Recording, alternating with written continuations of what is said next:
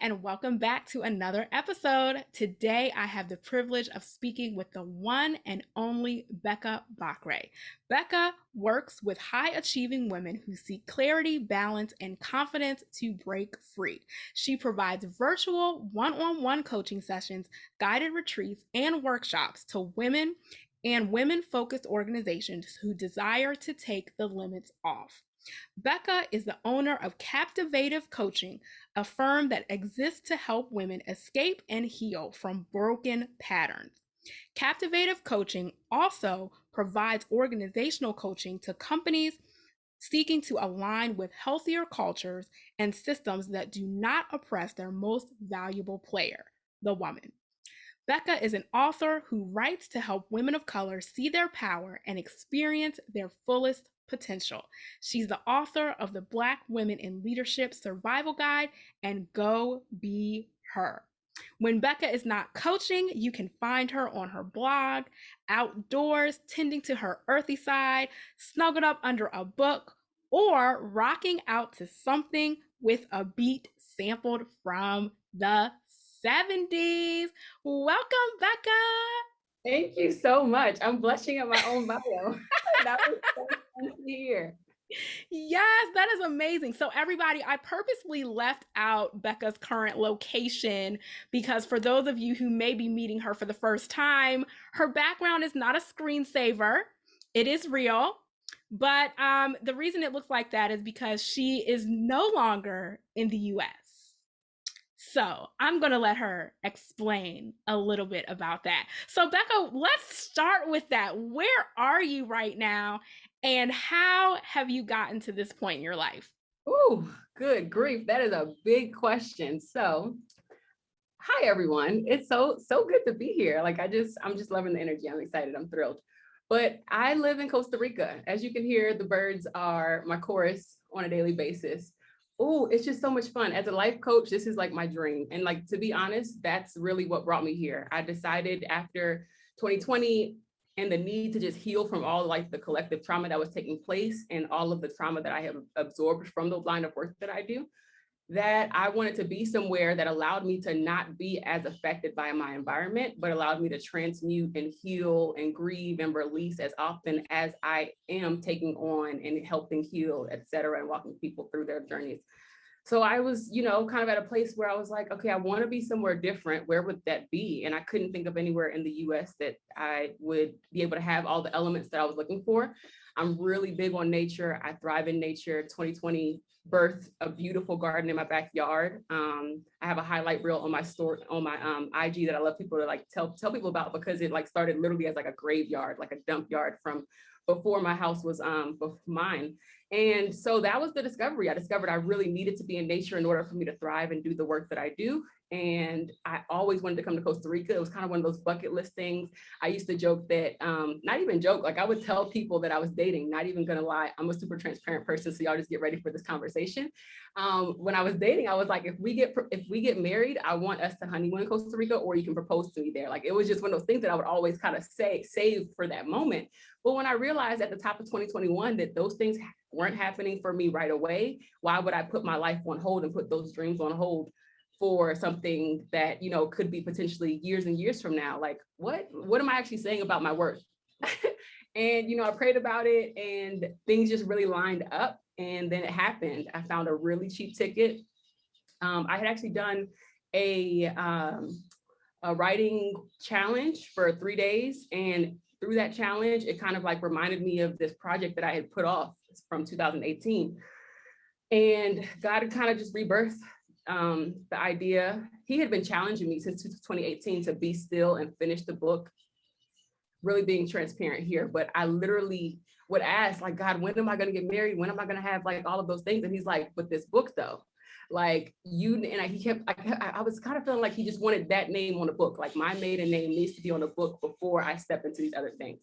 So for whatever reason, like, that was kind of the challenge, but I just kept putting it off. So nevertheless, he's reminding me of all of this again. And when I was doing that 3-day challenge, and I was finally at a point where I was being still enough that I was like, you know what, we're doing this. Like, I'm going to order my life to make this happen. Everything is remote right now.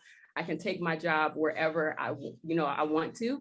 work remotely, and then find the peace to write. I lived in a really urban city, a very urban neighborhood, and I'm also a very loving person. So my attention goes in different places. I knew that I needed to be somewhere where I wasn't going to be attracting that attention or giving that attention so that I could finish this project. So at the end of that 3 days, I was feeling really invigorated about these writing projects. It had kind of birthed more than just the one. 3 projects came to mind.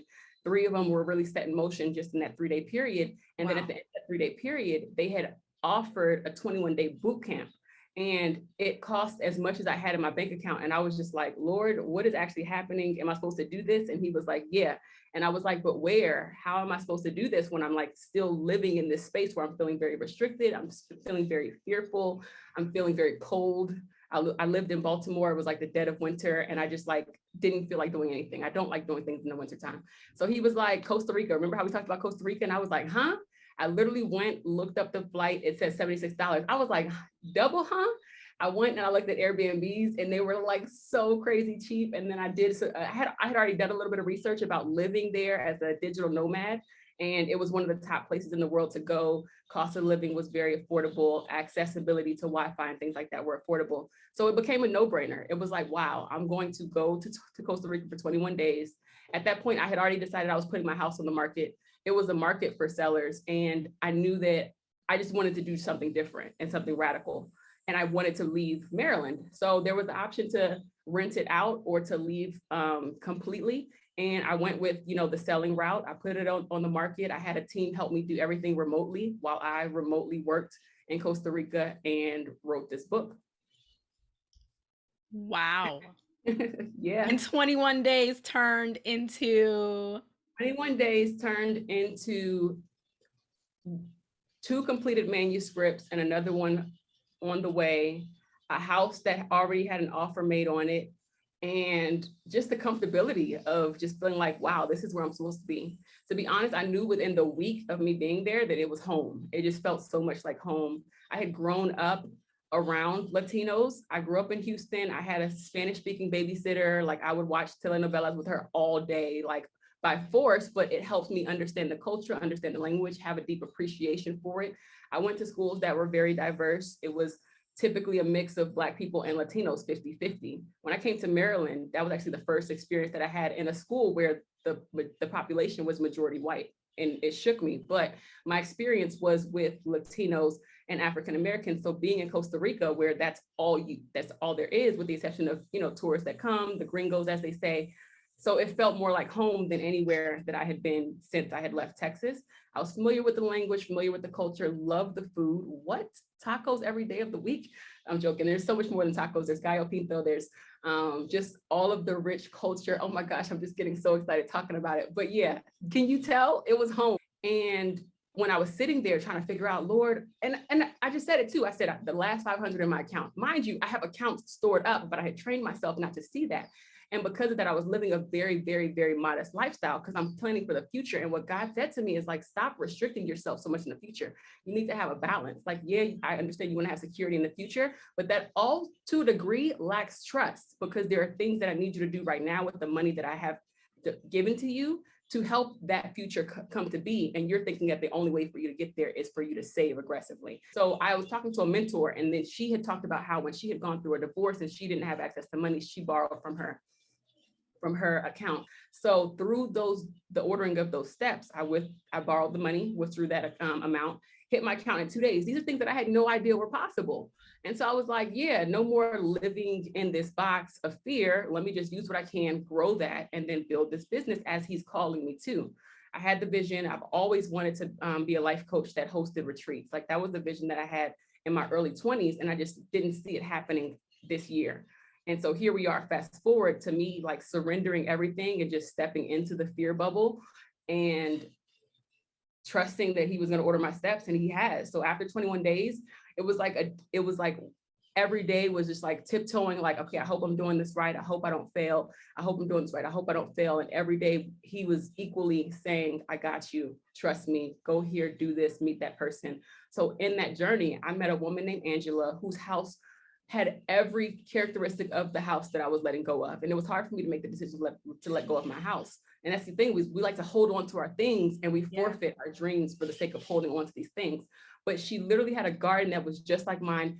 I had a couple like palm trees and like, you know, the tropical things that I couldn't, you know, cultivate in a Baltimore environment, but it just had the same air. She was a believer. Like the scriptures that were on her wall were like my life scriptures. There were just so many tokens that just showed me that God was in this house and he was showing me, and he connected me to her for a reason. And her name is Angela. Hello, Angel, angel. Like he literally was sending me angels across the way. She put me in touch with an immigration lawyer, her immigration lawyer, because she had been here for 40 years, but she had migrated from Germany. So white woman, just an angel, just amazing. And so that was all the confirmation. It was like, as I was needing things, God was providing them. He provided the lawyer, he provided the footsteps, he provided, you know, the safety, the security, the finances, everything. So each day was a walk of faith, but every day he would just remind me like, you're okay, you're okay. When he told me to leave my job, I'm like, bruh, you're wildin'. That was like my security. It was kind of like, I'm gonna do this for as long as I can until I gotta go back. And he was like, nah, like, you're here, I've been ordering your steps, let's do this thing. So I did that. I still have a lot of favor with them. They're actually going to, they want me to come back on a contract, which is beautiful because the way that I've developed my business, as you read in the bio, like I work one-on-one with women, but I also work with companies just to kind of help bring ease and flow to how their operations work so that it can be conducive to women like myself. So yeah, that's been it. It's been a faith walk completely. So the first month of me leaving that job, I had my calendar was full because I had the freedom to now present this message, and to like communicate with women who resonated with my message and get them on my calendar. And then, you know, every month since then, it's just been me tinkering at it to get more and more clear. So next month, by God's grace, I'll be relaunching my business with my website, and then hopefully my book will be ready by then. Right now it's in the design phase for the book cover, and I'm just excited for women to experience it. Wow. Wow. This is amazing. So I just am in awe of just even your journey to this point, because it's one thing to talk about walking in faith, but to actually do it and do it in a way where almost all of the steps you're taking are completely unfamiliar, you to the point that you're even relocating, not just relocating, but relocating to a new country, not even sure how long you're going to stay there. And now a 21 day, what you thought was a 21 day respite has turned into a completely new life, completely booming business. I mean, I'm completely in awe of this. So, and so for you all who are listening and watching, I am really using this episode to catch up with Becca. So I'm just inviting you all into the chat because I have talked with her briefly via social media since she relocated. But to actually hear this entire experience and the backstory has just been something that I have been wanting to do for a really, really long time. So thank you, Becca, for being with us today. I So miss you. We need to catch up. yes, definitely, definitely. Um, so I wanted to ask you, what is can you let us know just what life coaching is? Because right now, at least I've been in a season where it seems like everybody has a coach for everything, and it's just whatever problem you have, there is some coach for it who's doing it now, right? So what is a life coach, and then what's the difference between life coaching and maybe some other forms of therapy? Nice. So the question that I get the most is, what is the difference between life coaching and therapy? And my answer to that is life coaching focuses on moving forward, where therapy tends to deal more with what happened in the past. So the goal of therapy is to identify the parts of your past that are inhibiting you. And once you've gone through kind of that exploration and you're aware of your triggers, you're aware of how this has affected you, and you're feeling strong enough to move forward, then life coaching can be that next step to help you now gain the tools and the strategies, knowing what you know now about yourself, to move forward with ease and without the burden of that trauma, without the burden of what it might look like in comparison to other people. So it's really personal. Like we really, the the training that I went through was coactive training, and we really focus on the person as being whole. So no matter what you come with, no matter what failures you might think that you have, or might limitations you think you have, we believe that every person is naturally resourceful and whole. And so with that, no matter what you're coming with, we're able to dance in the moment and pull from it what's needed in order for you to move forward. Because a lot of the times we are measuring ourselves up against society standard, or our neighbors, or people, our peers, our people in the workforce, whatever it may be. And I truly believe that we are all uniquely designed for a purpose in this world, and a lot of us are forfeiting what that purpose is and fulfilling it because we're trying to align with somebody else's measurement and standard. And so the goal of the coach is simply to serve the agenda of the client, and that's your agenda. It's not a global agenda, it's not your mama's agenda, it's not your best friend's agenda. It's really understanding you, listening to you from where you are right now, and then helping guide you forward based on what you desire, sans all of the other influences. Got it. Got it. No, that's an excellent explanation. So, how do you decide then between, therapy versus coaching? Because it seems like maybe you could benefit from both depending on where you are. Would you recommend, doing one before the other? Absolutely. So great question. There are clients who that I work with who have both. And it tends to be necessary, especially in the climate that we're in right now, because you can desire to move forward, but the constant daily trauma that we're absorbing, like you need to be able to sit with someone and unpack that trauma as well. And so it's great to have a balance of both, really understanding yourself and what your needs are, and then deciding what you need. How I am able to determine it, I have a discovery call, which is basically like a free mini session where we're getting to know each other. You're coming with what your challenges are, and then I'm actually walking you through those challenges as a coach. I'm listening to you, I'm pointing things out, I'm reflecting things back to you, I'm giving you strategy, helping you move forward. But if there's something in the conversation that leads me to believe that there is potentially a need for therapy, then I'm going to point you in that direction. And from that, you can decide, okay, I really enjoyed the tools that you gave me and the conversation that we had. So I'm going to do both. I'm going to find a therapist, and then I'm also going to book you. And then there are some people who decide, yeah, actually, I am not acknowledging the fact that I might be depressed. I'm not acknowledging the fact that my anxiety is getting to a point where it's completely inhibiting me. And if those things are inhibiting you, then it's going to be hard to move forward. There's not it's there. While life coaching is magic to a degree, like we like to call it magic because we're dancing in the moment and we're imagining and we're having fun, and we talk about it in that way, but it isn't magic. We can't just like zap you well. If there are things that are inhibiting you and I don't feel comfortable or confident in being able to deal with that, and I can't diagnose you, then I'm going to definitely refer you to therapy. So basically, if it's something that's inhibiting you from moving forward, like you have a hard time getting out of bed in the morning, you have a hard time doing the basic things that you need to, exist as an adult, then you probably are in need of therapy. And you can definitely utilize those tools and experiences and then decide when you feel strong enough to move forward. But when it comes to life coaching, it's very much forward focused, and it can feel actually traumatic and it's perpetuating your trauma if there's someone trying to pull you forward, but you have like these weights that are holding you down. And that's unethical in the field of coaching. So we have to be really honest and say, hey, this is actually, I'm not able to serve you because of this, and this is how I believe that you can better serve yourself. Got it. Got it. Well, it sounds like life coaching then would be a great place to start, even if you're not sure which one that you need, because at least, having that initial discussion, you would be someone who can say, okay, these are things that would fall under life coaching. This is what we can help with in this area.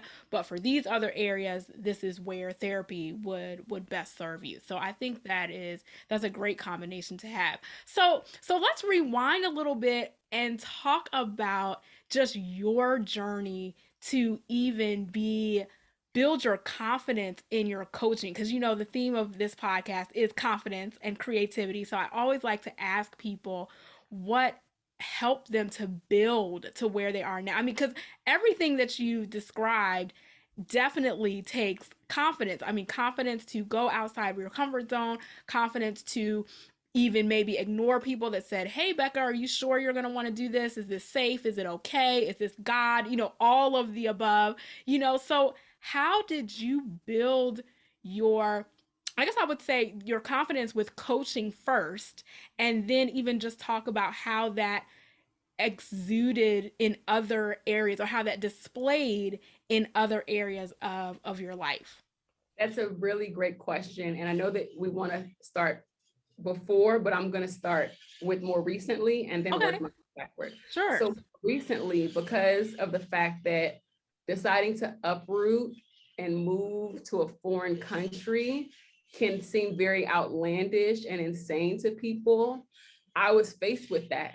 And I had actually reached a level of silence in my life intentionally that made it so that I didn't tell a lot of people. And that made it a lot easier for me to make the decision sans all of the other external influences and things like that.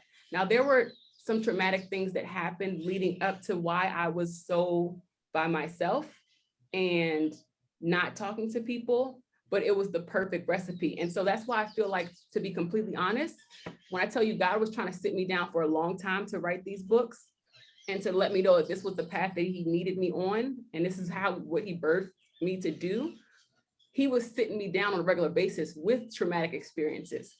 Car gets stolen, driving down 83 and a tire flies off somebody's and shatters the windshield while I'm driving it. Like, there were things that were happening, and every single time when I would go to God, I'd be like, what's going on? And he would be like, sit still, sit still, sit still. But me being the busybody that I was, the person that was desiring impact, the people pleaser, if we're being completely honest, that I was always thinking, okay, let me sit still for a week, let me write a little bit. But the next distraction that came, or the next opportunity to go somewhere and be somewhere for somebody else that came, I was there and I was doing it. And so this particular situation made it so that he was like, okay, I gotta take it to the extreme. But I say all that to say that God created the environment where I was going to be by myself so that he could really speak to me and get these messages through to me. There have been times where I took leaps in my career. I left my job before the financial coaching position, left my job and went full-time coaching. And I would drive Uber wherever I could fit it in. And then I would coach my clients in between there. And it was exhausting, but that was a step that God had called me to. But it was not easy because I was like, I felt the pressure of people looking at me, like, is she gonna succeed? Is she gonna succeed? Is she gonna fail, etc. And so I do believe that God will concoct these opportunities in your life to really challenge your faith, to leap. And with that, if I had been more silent in those previous seasons, then it probably wouldn't have taken what it took this time. And I probably would have, been here, not necessarily Costa Rica per se, but like walking in the faith of writing books and being the coach and things like that much more soon. But there's always that pressure to appeal to people's expectations of you and the lifestyle that you think people desire of you. And so those are the things that can kind of like cloud our voice, cloud our vision, and cloud our ability to hear God. When you surrender all of that, and it took unfortunate circumstances for me to finally surrender everything, because it's just like I was stuck. I was just like, what do you do? Like, what do you want? Like, what do you want me to do? And so that forced me. Like in December, I cleared my calendar, told my clients that I wouldn't be available until mid-January, because I knew that for 30 days I was going to just seek the Lord. Like, God, what is happening and how do I move forward? We don't do that. A lot of times we experience trauma, we move forward, whether it's in the workplace, it's at home, it's somewhere else. We feel like, okay, people are watching, got to keep going, got to keep going. I didn't care who was watching. The only person that I cared who was watching was the people that was like actually watching me to see what I was going to do. And I had to get away from all of that. I actually went to Virginia, stayed with a friend on the farm. She was the one that told me about her experience with divorce and, borrowing the money and things like that, accessing finances. And for 2 weeks, I was just in silence. Like, she was like on a farm, like nothing for miles. And that was when God started to tell me, this is what you can do. This is the step that you can take. I got you. I'm protecting you. You're covered. And that's what it was. I had to get silent. And now I choose the silence. Like, silence is gold to me. Silence is currency. If I've gone a week of being engaged, like, I need a week of silence. And not everybody has the ability to do that. Not everybody is fortunate enough to do that. But I'm honest, like, I've made some friends here. And since my birthday, they've wanted to, let's celebrate, let's go out. And yesterday I was like, bruh, not only am I tired, I need to hear from God. I go up to, to a space every morning and I pray. But during the day, I still need it. It's not about like an hour of prayer. Like the way that my lifestyle is set up, the way that I'm walking on water, the way that everything is like super faith-based, I need to hear his voice. And so now it's like, I'm not even gonna tell you why I need space, but I need space. And so that's the recipe. It's like, I'm not gonna tell you why I'm being silent, but I'm gonna choose this silence. And the reason why we have to do that, we have to protect our silence, is because the world does not value silence. The world values noise, attention, this, you see it in the media. If the media ever went silent, a lot of people would go broke. So they thrive on noise. Same thing with, artists and, the music industry, different stuff like that. But silence, we have to understand that silence is gold. Silence fuels those other things. And so when he taught me the value of silence, when everything got silent after COVID, when we're all home by ourselves and we have to really rethink all of our decisions, that pushed me to a level of intimacy with God where I was just home on my face. Because it was uncomfortable as an extrovert, as a person who loves to give and pour out, and you're now having to navigate it in a different realm online. I'm like, God, where's this world going? I need answers. And so I was like Jacob. Was it Jacob? I was like Jacob, where I was like, I'm not letting you go until you bless me. Yeah. I'm not letting you go until I understand what is happening. And so 2020, a lot of time was spent in silence. A lot of time was spent fasting. And so what I do now is I fast, but sometimes I'll fast from food, but mostly I fast from noise. I fast from social media. I fast from just noise in general. I love music. Music ministers to me, but I will spend time not listening to music and just walking around my apartment in silence and listening to the cues of God and writing what I'm discovering and piecing it together. Sometimes just laying in complete silence. And so that's something that I started to do.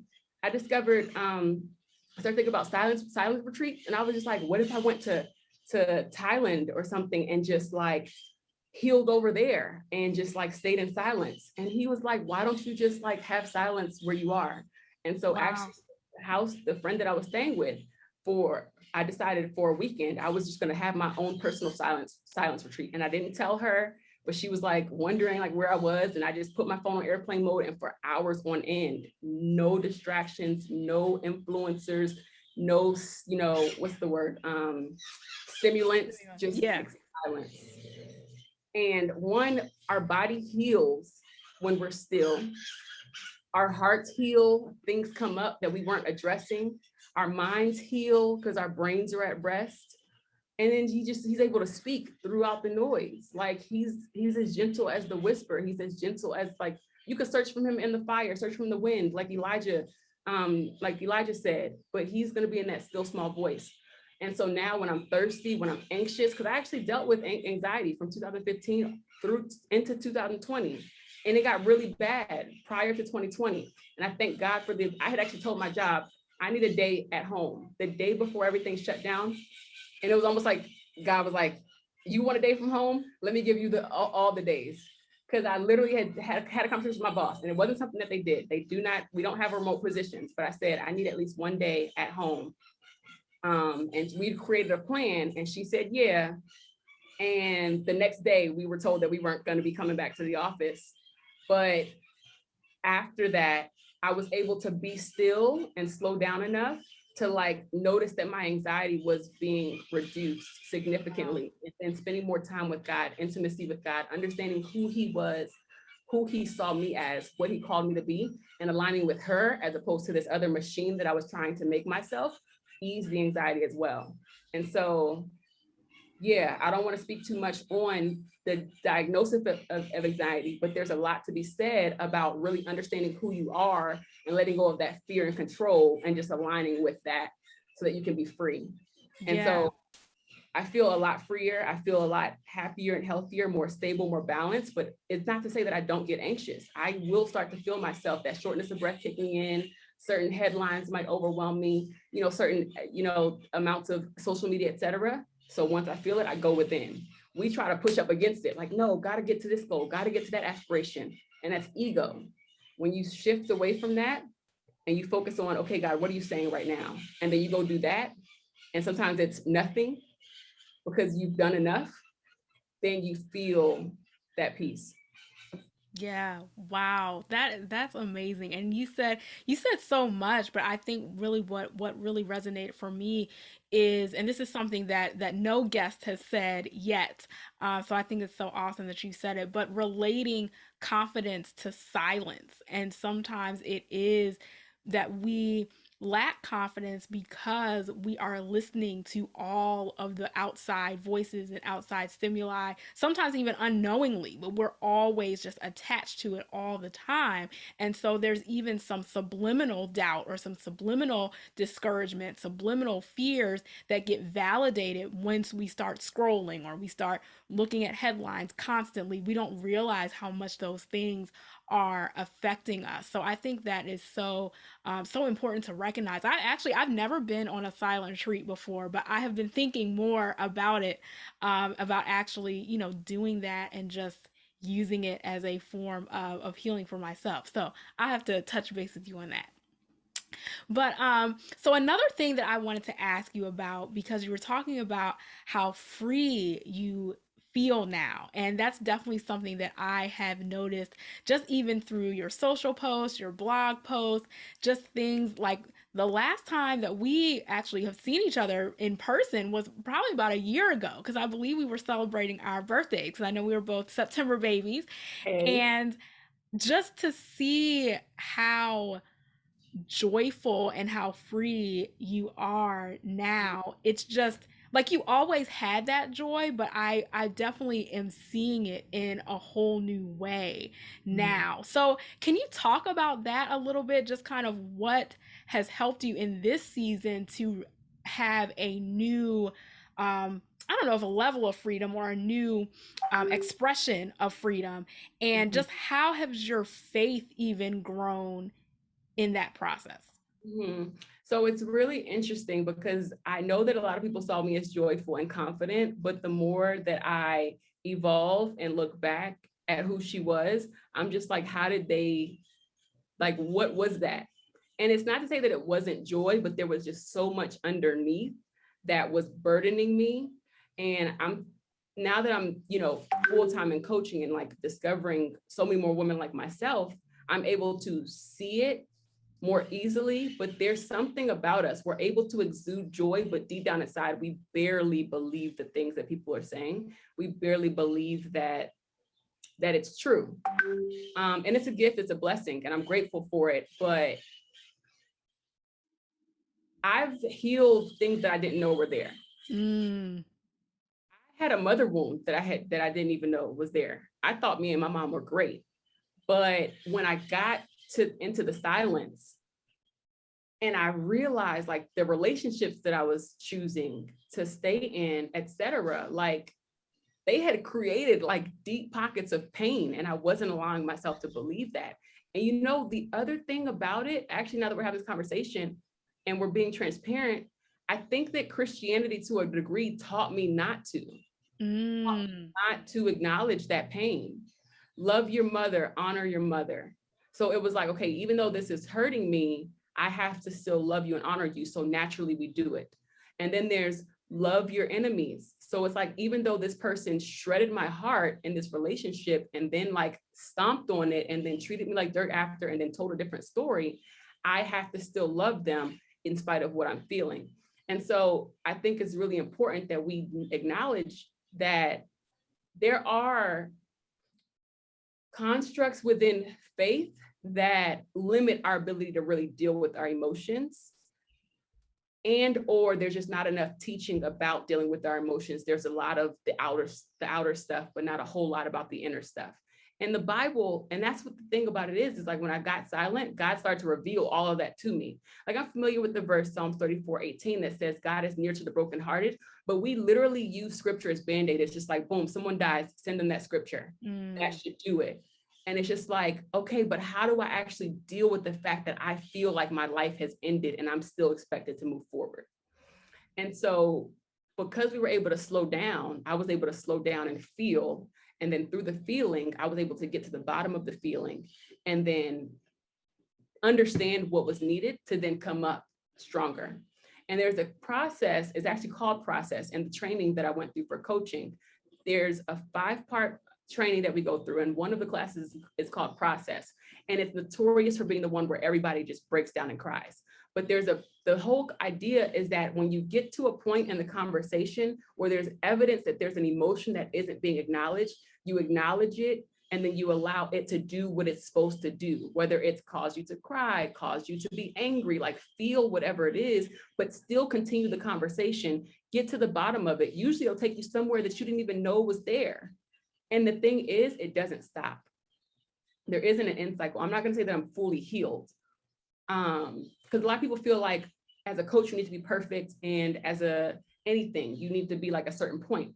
But literally 3 weeks ago, I was feeling this, I was actually triggered by something. I love being transparent. And so sometimes people might feel like it's oversharing, but I feel like it can help somebody.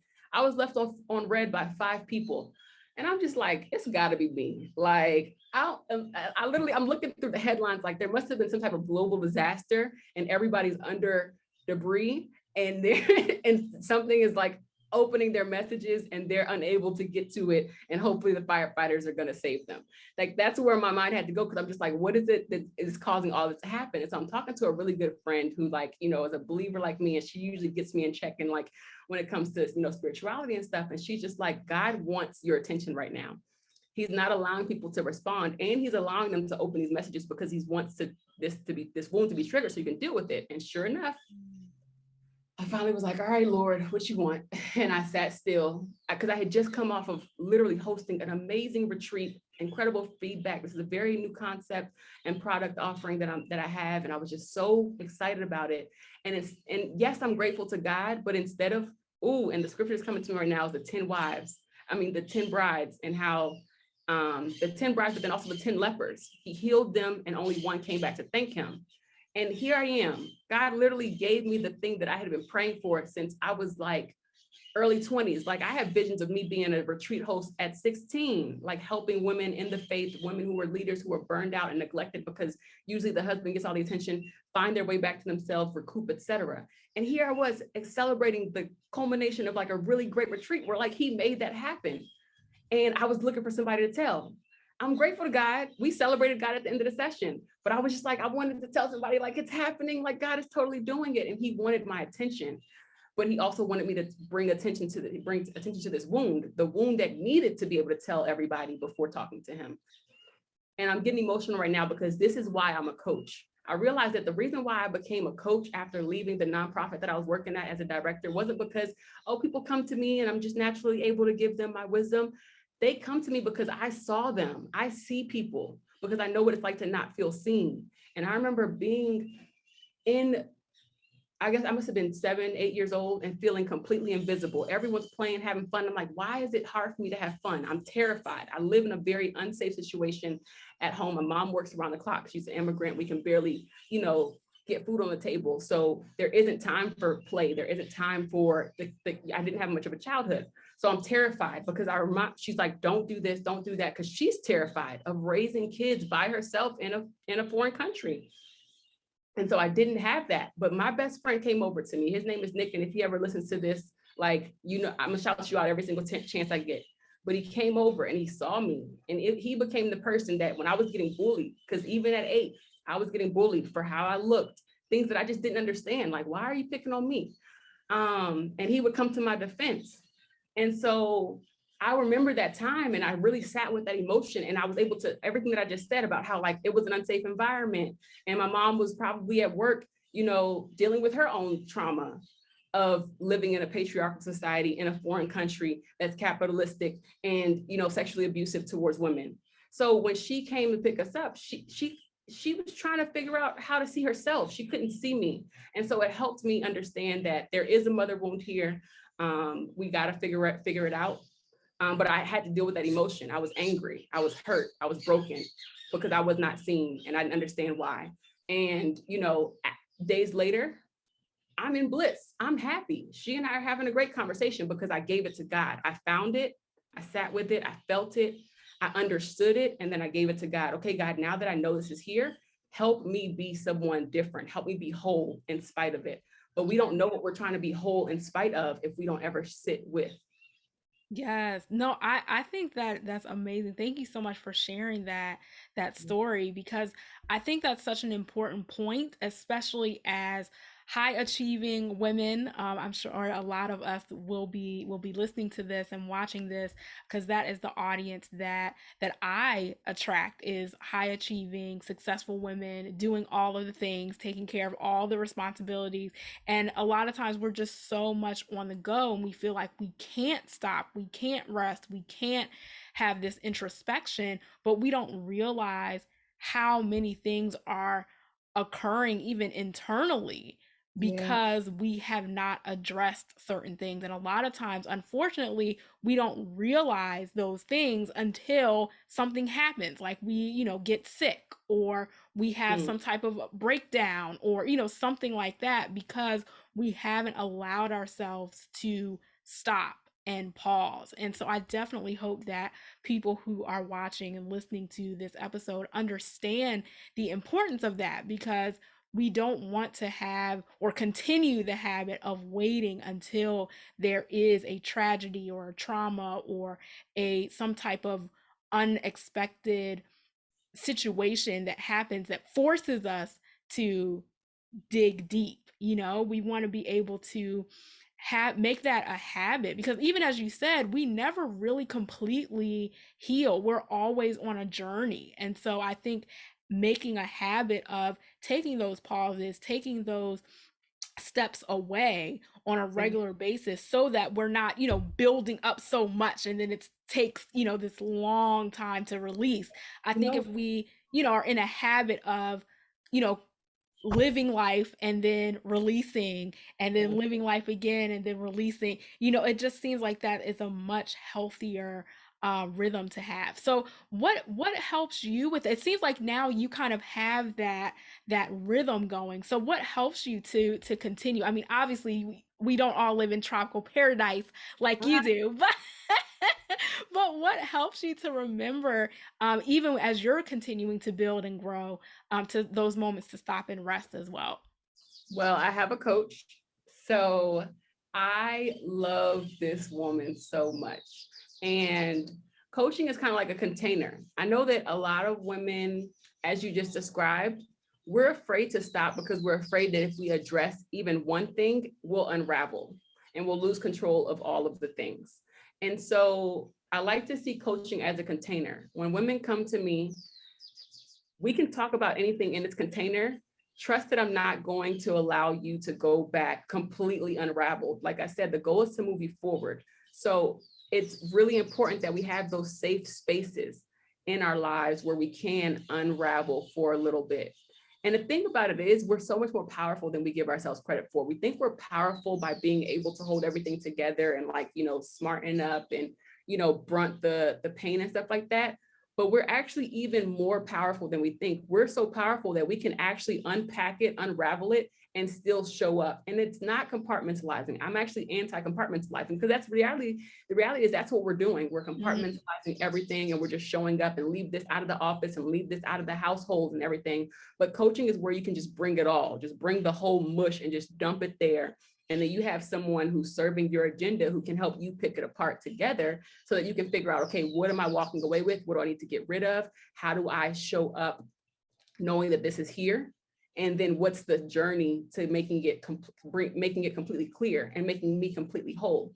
And so that's what I've discovered about coaching. So whenever it comes to, like, looking forward to my coach, I'm like, how many days is it? Okay, bet that is going to get dealt with on Thursday.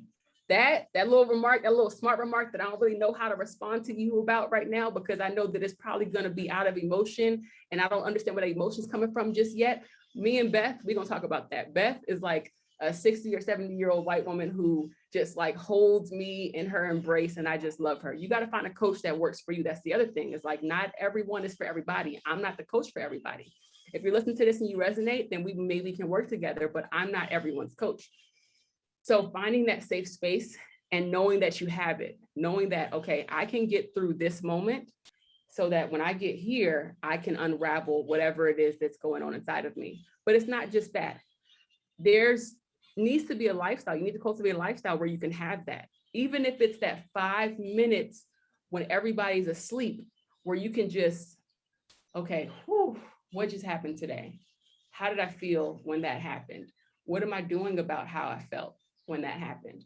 Because a lot of times we just use that moment to just like acknowledge our brokenness. And we're just like, everyone hates me and everything is wrong with me and I can't keep doing this, but we smarten back up and we just like look forward to another day. Wow. But we really need to just sit with those emotions, write about them, feel them, have that in your lifestyle as well. There's the daily, then there's the coaching. But if you aren't able to have a coach, just an hour. I like to see my sessions as a retreat within your day, a retreat within your week. So for 1 hour, you're retreating away from all the obligations, all the stuff, all the demands, everybody else's wants, and you're now focused on you. What's going on inside of you? What are the things that you've been neglecting? Whether it's appointments that you haven't made or taken. Why are we afraid of the doctor? Why are we afraid of these appointments? Let's deal with that emotion. Okay, now how do we show up knowing that that emotion exists? What are the conversations we haven't been able to have, whether it's with our partner or with our boss? What are all the things that we've just like packed away? We can pull them out in this container and then we can deal with them. And then usually by the time you get on the other side of the container, let me just remind y'all, we will not unravel.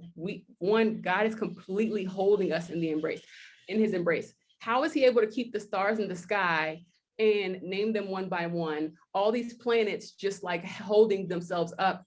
He's holding things together. He can hold you together as you walk with him. So don't be afraid to like surrender things to him, whether it's with a coach or just in your prayer time, just everything. Because we have a lot of Christians walking around, myself included at a time, that are just like going to God with only certain things, stuff that we feel comfortable enough to bring to him. And he's like tapping his foot like, bruh, I would love to deal with that, but if we could deal with this over here, you would get that done quicker. And so, I'll have conversations with women and they'll be like, yeah, we talked about this and that. And I'm just like, but what about that? And they're like, oh, wow, I've never actually brought that to him. I've never actually asked him that question. And so it's a chance for us to really see ourselves. What are we holding back? What's hidden? What's tucked away? Why is it tucked away? Okay, let's peel it back together. Wow. In a safe space. Yes. So that we can get the tools to no longer fear that thing and then show up as the woman that we're supposed to be. Yes, yes. No, that is amazing. And I think that is a perfect note to conclude on because I think just developing that rhythm of rest and that rhythm of reflection is so important to do on a regular basis, just so we are not, as you said, not afraid of those emotions and not stuffing them, not ignoring them, because there's so much more that we can do and so much more that we can just a bigger impact that we can make. And so a lot of the times the things that we want, the success that we're longing for, the help that we want to give people, the transformation that we want to give people, it can happen even so much more easily once we are taking that time to be whole ourselves. So, yeah, so thank you so much, Becca. This has been an amazing, beautiful conversation. Thank you, everyone, for listening in to my girl time with Becca because I definitely have been wanting this conversation for so long. So I definitely appreciate you all for listening in. So, Becca, before we let you go, let us know what you are doing right now. I know you have some things in the works, but if there's anyone who has been listening to this and it's just like, Becca is my girl, I need her in my life, what can they do? So first, thank you so much for this conversation. Thank you all so much for listening. I hope that it has been a blessing. I can be found at Your Fave Life Coach on Instagram, at Your Fave LC on Twitter. My full name, Rebecca Bakre with 2 B's and 2 C's on Facebook or LinkedIn. And coachingwithbex.com is my current website. Soon to be yourfavelifecoach.com. That's loading. Like I said, the whole relaunch and rebrand is coming. But find me on Instagram, follow me to stay tuned for those things like the brand launch, the website launch, the services launch, and the book launch. That's so important. I'm launching a book. It's called Go Be Her. It's going to be a book of daily inspiration, not dated, but just that you can flip to and allow the spirit to minister to you, something that will help you gain the confidence that you need to go into that day. retreating with yourself is so important. And so I've cultivated all these different ways for women to retreat within so that they can discover what's blocking them from being that woman, so that you can go be her. And the truth of the matter is you were already her, that woman 10 years from now, that woman 50 years from now that has the legacy and has the grandbabies that are playing around her while she gets to relax. You're already her, and channeling her wisdom into your day will allow you to be able to walk more boldly and confidently in these things. It's going to combat imposter syndrome. It's going to combat confusion within the faith, all types of things. The goal is to daily retreat with yourself so that you can have a prompt or something to help you clear the path to becoming her more freely. And that will be out very soon. I don't have a date yet, but before the end of the year, it'll be out. But follow me on @YourFaveLifeCoach to stay tuned with all of the things. Yes, excellent. Well, we will make sure we put that in the show notes so everyone will be able to follow.